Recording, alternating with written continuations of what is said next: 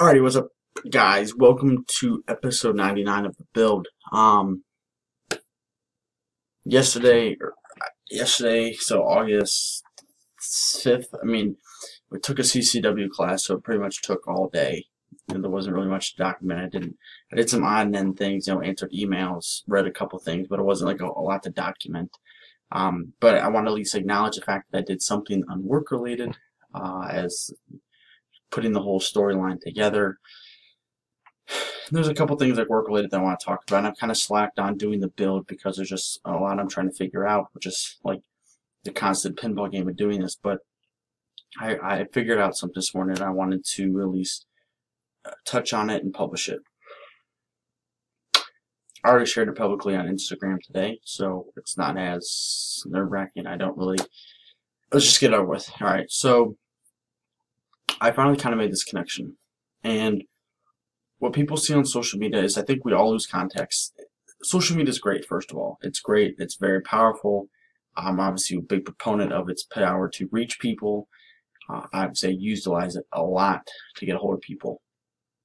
But there's a big fallacy with social media in the fact that it is a highlight reel. And I think we all lose context with this. I think we all forget that that's a slippery slope. We all will just see everyone's highlight reel, and it's why people don't post every day, because there's not something that's highlight reel worthy. It's just the reality of the thing. Once you understand that, it really kind of makes you take a step back, because when you see it, it's people posting pictures of passing tests, graduating, romantic dates, I don't know, PRs, new cars, new house, marriage, wedding, whatever, things like that. Big, monumental, highlight reel worthy stuff. But what you don't see is the background and the blooper reel that led up to that moment. And I think it really paints a false picture in life. And I get that a lot of people don't feel comfortable, admitting failures, and that's not natural, and it's not something you want to portray, and I get it. I understand it's human nature. We want to portray our best side. I get it. But it leads us down that slippery slope of like, everyone's seeing the success and then not understanding all of the stuff that got to that point, which I think is what makes the build interesting. Despite how poorly executed the filming is, and how shitty my editing is, and how much I suck in front of a camera, and all that stuff, it's at least a body of work that really shows as much as I can the ins and outs, and I do the best I can. I'm trying, because it's something that everyone says, like, oh, it'd be so cool to see like a company you create, and it's like, that's what I'm trying to do. Just trying. Okay, back to social media though. The thing is, it's a highlight reel. It is a highlight reel, and this is the example. I made this connection this morning. Everyone sees my work ethic, and they're like, I wish I had your work ethic. I wish I had your drive, this, that, and the other. They're like, I struggle to stay disciplined in the gym, or disciplined to just sit down and get work done. And for me, I can relate. I have bad days, but it comes natural to me at a certain degree. Like at age 10, I was spreading mulch by myself, 15 hours a day, sun up, sun down, never came home to eat. And no one told me to do that. I just did it. I don't know if it's DNA. I don't know if it's how I was raised. I don't know how I got to that point. I have no clue. But it just comes natural. Like, I want to achieve A. Now I need to do B, C, and D to get there. And I get it. Because people come to me like, how do you do that? And then flip it, and we'll be at a social event, a wedding, a birthday party, whatever, and I see you bouncing between crowd to crowd to crowd, interacting with everyone, having a good time, laughing, having fun, and I'm like, how can you do that? How can you bounce from crowd to crowd to crowd? Like, I have social anxiety. I do. I do a lot. Like, to give you a comparison, I've signed more NDAs with companies in the past year than I have ever hit on girls in my life. Like, it's just, and probably some of it has to do with being bullied. I've just built up a wall. I struggle to trust people. There's a lot of layers for you to get through. And for those that make it through the wall, like, you're good. Like, there's a handful of people, I'm not going to name names, but they know who they are, that have made it inside the wall.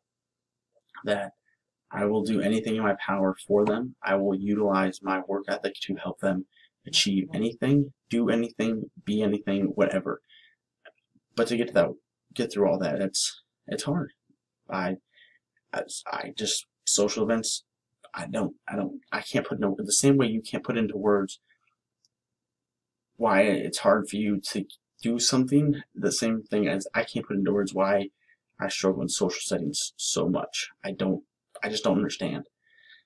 And I think we all try and use those things as a crutch. You know, we use them as an excuse, and like we just have to work on them. Like we all got that stuff, but that's the stuff you don't see on social media.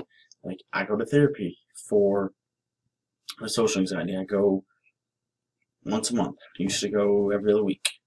Been going for almost a year, getting close to it. But anyway, and it's not the first time I've ever gone. Like it just isn't. And I think that, and I've tried to use things as crutches. Like I think we can all hack at it. You know, you need an accountability partner to stay on track to the goals, then you need an accountability partner. For me to help overcome social anxiety, I need a therapist. That's why I do these weird ass videos, because it forces me to talk and open up, even if it's just me talking to a stupid camera. Like it's something. It's better than nothing. And for me, I've used alcohol as a crutch.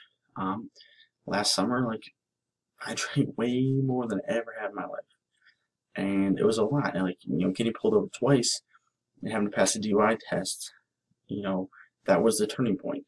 Sometime I think in August, that was just the turning point. I was like, this is not good. You know, passing 2 DUI tests in a month, like that's not working. So it's just that aspect of social media that I think a lot of us lose context with. I think it's a slippery slope. I also believe that the generation, yes, the 20-somethings, the millennials, we grew up with social media, but not really. Like some of us did. Like I wasn't. Some of us weren't allowed to have it. And I think the generation that's being born now, whatever generation X, Y, Z, P, D, I have no idea. But I think they're going to struggle with it more because they are literally in it, like from like age 6 or whenever they get a phone or create an account, their parents let them, whatever. But they're in it from like the thick of it, and it just enters a very, very large comparison game, which is just something I foresee as a future thing that needs to be addressed, in self-confidence and all that other stuff. But I definitely think that's something that's missing, and I just wanted to touch on that in this episode. Because people see my work ethic, but they don't.